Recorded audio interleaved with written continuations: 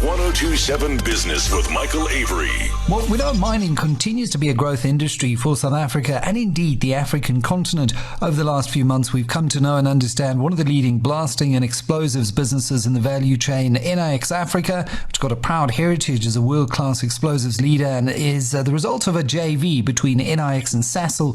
The Sasol explosive business started back in 1984. Since July of 2020, the new organization has been conducting business under the name of Enaex Africa. Now, Enaex being the largest Chilean company and this investment representing its largest investment into Africa, it really is a great pleasure to welcome back Francisco Baudrand, who's CEO of Enaex Africa.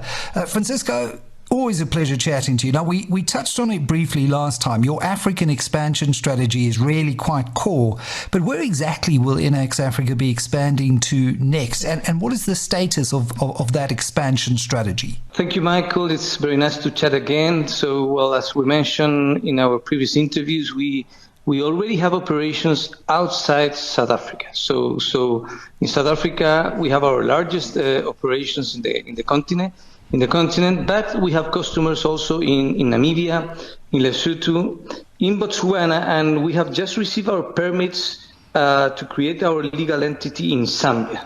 So the most important growth that we are seeing for the short term is in Botswana and Zambia. So in the case of Zambia, we have identified some local partners so we can work with.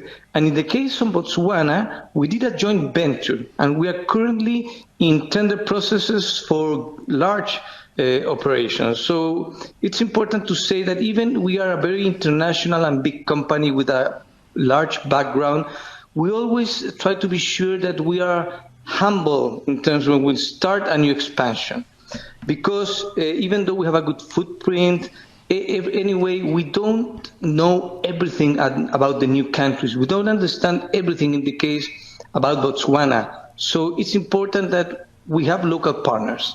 So partnering in the case of Botswana with local citizens was part of a strategic decision that we did, and it's been successful. In the case of Zambia, as I said, we have registered a company there. We have identified potential businesses and potential partners that we are now in conversation so we can move forward with this Zambian venture. I think it's always a good strategy to go in with that partnership route. People who know the country, know the operating environment, who can kick the bricks with you, so to speak, on the ground. And Botswana's obviously got a very proud mining history and heritage.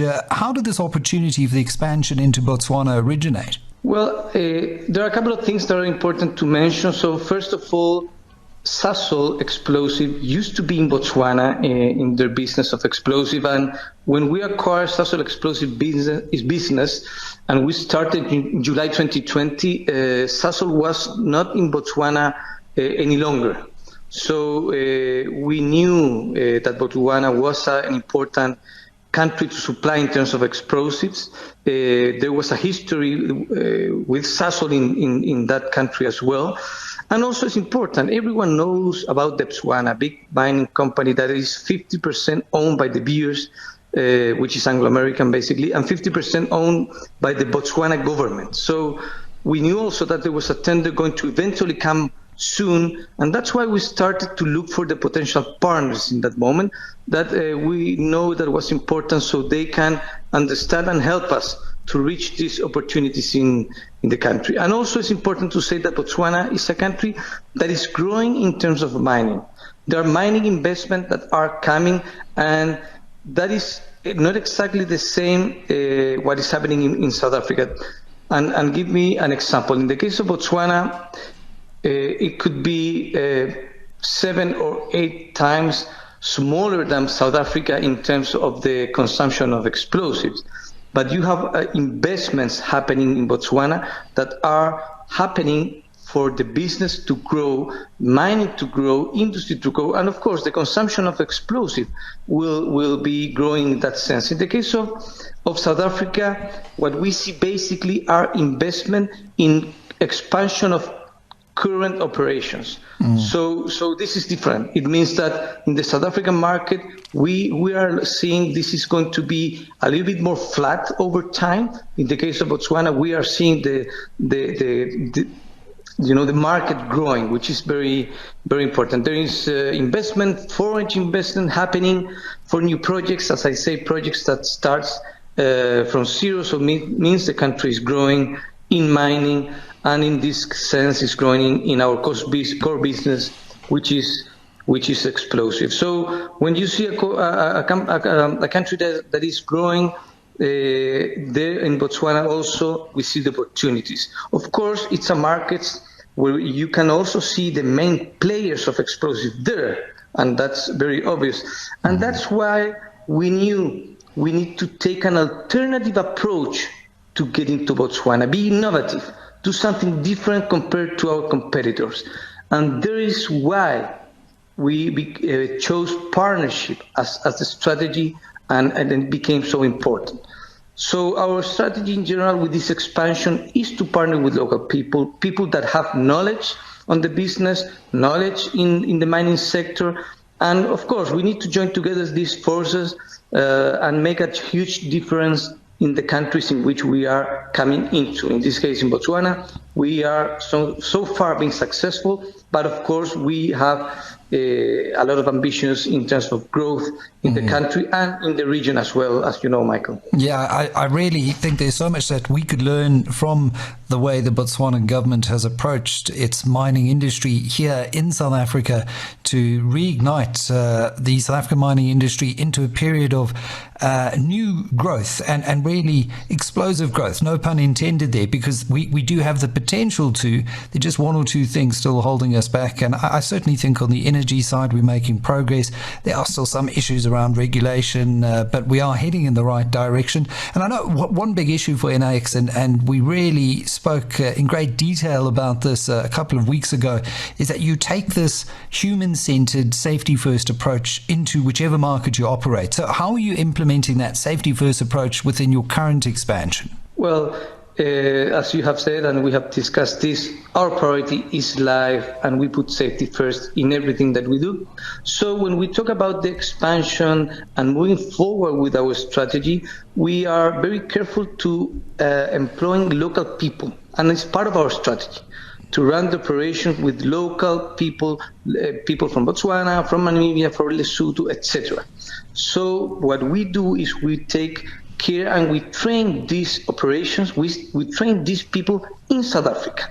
So we don't train them only from a technical perspective. That's of course, but also in their safety procedures and also in our culture of safety first. So the best way to ensure that we are putting in place our safety standards is to make sure that those people that are going to operate and run the business locally, as I said, Namibia, Botswana, Lesotho, and South Africa in general, is that they are properly trained in South Africa, where we had our headquarters. And of course, they're not trained in the headquarters, they're trained in South Africa, which is today, as you know, our largest operation in the continent. It's a continental-wide strategy. So often we look at individual economies and say, what is the benefit there? But what advantages do you see this expansion offering to the broader African economy? Well, that is very big. And you know, well, we spoke about having this operation in Botswana, starting in Zambia. We are in Namibia. And what we see is interesting growth and investment in the mining sector. So I also remember we spoke about what different presidents were saying at Mining Indaba in February.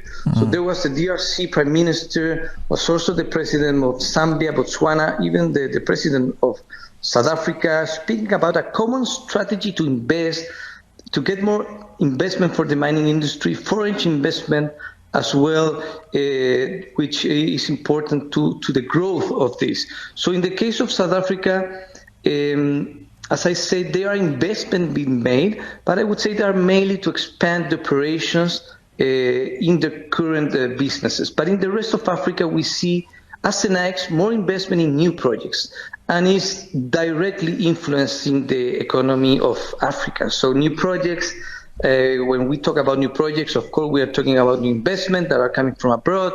They are typical new mining operations, so you will start extracting mineral or ore where today you don't extract. So these are creating new jobs when you build the new operation, but also creating new jobs when you operate these facilities. So there's a whole cycle that is going to possibly impact the economy, which is investment, jobs, you increase revenues, pay taxes, everything is there. So I, as well as Enaex, see this happening in many countries of Africa, and not only in Botswana or Zambia, which we are seeing our growth in the short term.